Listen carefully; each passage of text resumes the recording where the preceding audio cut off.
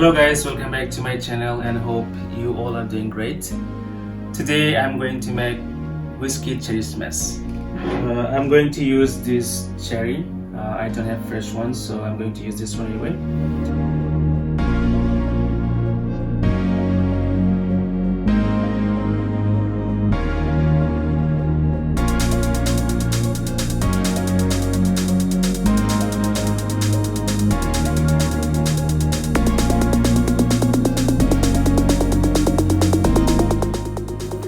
Alright, my cherry is ready in here.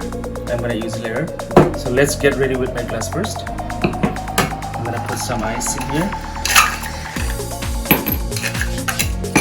So my glass is ready.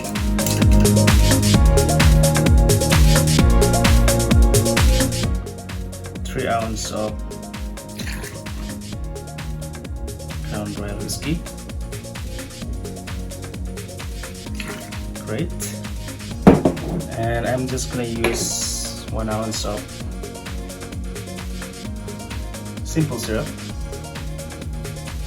Just 1 ounce simple syrup. Great. And rest I'm gonna use this cherry. Alright, let me check it out. Alright, I guess it's perfect. Great.